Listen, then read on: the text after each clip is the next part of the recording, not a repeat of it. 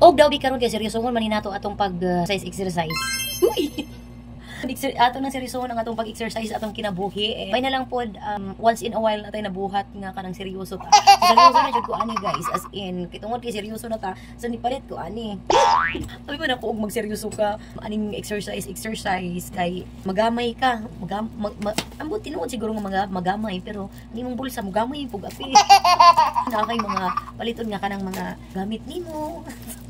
Sa yung mga pang-exercise. So mo ni siya akong napalit din na po sa Lazada. Ayan, ibutang na ko di sa link kung asa siya pwede mapalit. Kamo ni bahala, click kamo ni bahala, check. Ayan, unsa man ni. Syempre, dapat monitoro nato ang atong pag-exercise ta. Syempre, monitoro nato ang para na atay ma-motivate ta ba nga uy kanang naaday na bawas. So nagpalit ko aning tani calculator. Laptop ba ito? Mali guys, hindi siya laptop. So kani siya kay timbangan. Ayan, electronic personal scale. Sus. So syempre as of one of isa pud ko sa kanang na ano ba na kanang isa pud ko sa kanang na motivate sa mga friend nako, also kay Mods Maring, nakita nako siya in person. Wow, lami kay iglawas sila, lamiun kay sila uy. Ano na ko sa pagaling na kaduhaon na ako sila. Ang lawas si kaduhaon sa akong lawas. Uy, na-motivate pod ko nga mag-exercise kay sa ingon nga kanang payat ta, murag bonus na lang po ang payat ta. Pakita as in dapat healthy living yun ta. Sure, healthy living. So, mao ni siya ang akong napili na color. And as you can see na siya charger. Kay kani siya, ang uban di battery or something, wala kani siya i-charge lang nimo siya para muga na siya or magamit nimo siya. As you can see, open na to siya guys. Ayan siya guys. Ani. Mura siya, dili siya murag. Bildo gid siya. Ayan. Oh. Mura siya ka ng tiles. Dala siya guys. Oh. Ano yung iyang likod? Guess what? Napalit rin ako ni sa 174 pesos.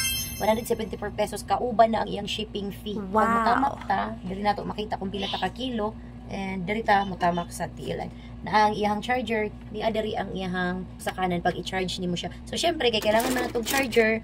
Ang charger niya kay kailangan pug adapter. So na ako'y adapter diri nga wala na ni siya nagamit. Wala akong gamiton ani para ma-charge ni siya. So i-try na to siya og charge kung goods ba siya or tamakan sa nako para makita nato kung naa ba siya ano. Kita nato kung pila na itong kilo, pila na ta ka kilo. So tara, let's go.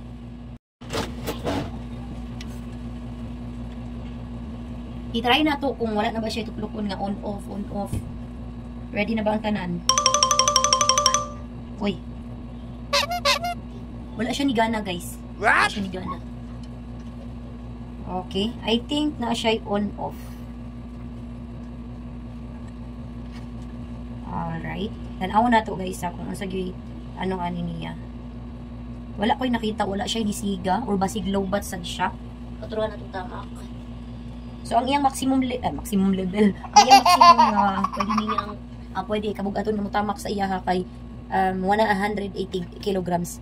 As you can see, wala man siya movements, wala ko'y nakita sa iya, basig low bat siya. So, itry na ko og charge guys, basig low bat lang siya.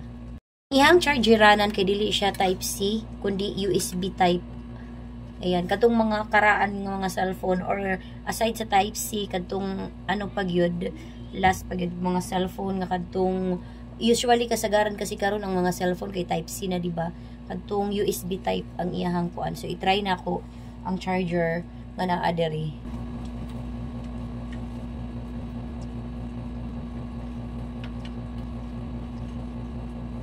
Uy, as you can see guys, nisiga siya, charging na siya, so low bat gyud ay siya, so kailangan pa nato siya i-charge. Makita nimo diri kung pila ka percent, 0% yun siya. Pero i-try na to ubutang sa baba kung mugana ba siya, kung magtimbang na ta kung pila ta ka kilo. Okay, let's go. Unta mo abot ang wire. Okay, perfect. Alright, ready na ba? Okay. Uy! As of now guys, ang akong weight kay naa siya sa 58 kilos, 58.65. Pakita. Wala siya nagsiga as you can see, pero pagtamaka na to siya. Okay na. 58.65. Muna nice. Ato ang wait sa karon guys. And wala pa ta ka panihapon. Wala pa ikwintang panihapon. So pag mukha unig panihapon ron, mudagan siguro. Unig panihapon ron, mudagan siguro na siya sa mga saysinta. Saysinta ko.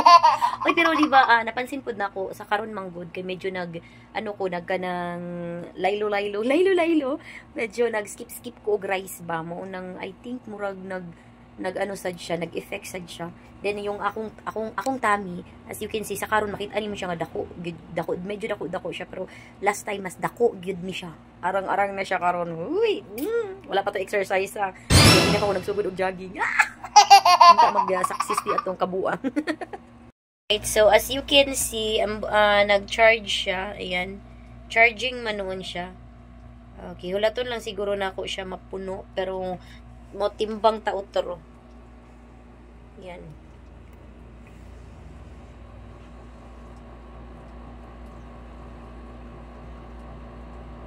Naglibog pa siya sa iyang kinabuhi. Ganina 58.65, karon na 58.35 naman lang. Grabe. Nibaba dayon. Pero anyway, nadto ra ka dali mawala dayon ng iyahang tamaka na to, siya 58.35 kilograms. So 58.35 ang ato. Murag for me guys ha, kanang nice ni siya, labi na kanang nag-exercise mo nya, gusto niyo makitaan kung nabay improvement sa inyong ginabuhat or ginagtrabaho, di ba? Dili lalim mag-exercise baya or kanang dili lalim magsigi og dagandagan, jogging kanang wala kay makita ba nga improvement, dapat na jud tay makita nga improvement pod. Pero sa ako ganina buntag nag-start ko og jogging, and yes, that was my day one. Hopefully tomorrow kay maipagpatuloy na to og kanang naapod tay makauban, kay na problema ko kay ugma kay eskwela na sa mga estudyante. So murag mag-jogging jud ko anig ako ra isa. Uy, ka-effort ba? But anyway guys, for the good health, laban lang ta perme.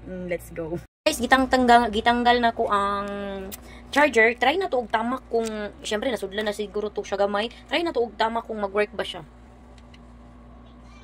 Oh, 58.35. Ayan, lowbat lang jud ito siya ganina guys. So kailangan gud siya i-charge siya. So i-charge siya nako siya para anytime nga pwede natong gamiton kay pwede na siya. Syempre kailangan pag gamiton na nato, dapat always ready pod ang ato ang timbangan. Again guys, inana lang gud siya kanipis. Hawiran nimo siya diri, abildo gyud siya, hawiran nimo. Yes, kani diri hawiran. Careful lang gyud ta kay basin og matamakan og mga bildo, mga baso, basin matamakan siya. Dapat itago, isuksok gyud nato siya sa ilalom sa atong katriday kay kung kani matamakan og ganang mga masipyat kag tamak diri nga side. Pero ligon siya. Dili siya kanang ingon nga kanang magguba dayon. Actually na sila sticker QC pass. Ayan. I don't say meaning anak, basta nakapasar daw sila. Uy. Again, 174 pesos kauban na ang shipping fee ha. Diri mo sa Mindanao, ang shipping fee diri kay medyo mahal gyud siya kay which is gikan manig Manila. Then ang shipping fee diri naa sa 125 pesos, pero nakoy voucher which is na less lang to gamay, murag ang shipping fee ani 85 mga ana gyud siguro. Then ang total 174 lang. Barato ra kaayo guys. Kaya kung ako sa inyo, kung parehas mo sa ako nga nag-start og jogging, nag-start og exercise, get this one guys kay para ma-monitor na to kung pila na ta ka kilo or pila na timbang na to guys. Ang ako lang advice about ani, be careful nga dili siya mahulog labi na og kanang nag tiles inyong salog or inyong floor kay semento or tiles. Be careful gyud kay murag mabuak gyud siya kung mahulog siya. Try daw na to. Ay, sorry. Again, guys, agay available nga color ani kayo na ang bahalang mamili kung unsay color, kung ano ang kulay na bet ninyo. Ani man ako napili. Para siyang rose gold.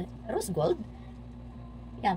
Para siyang may pagka-pink na something na may pagka-rose gold. Di na ako ma-explain iyahang color. But anyway, sa mga gusto mag-purchase ani, ibutang na ko ang link diya sa comment box section or diya sa title and sa description. And kayo na po bahala mag-click sa link dyan po and madadiretso po kayo sa legit na mga shop. That's it for this video. Babush and paalam. Bye!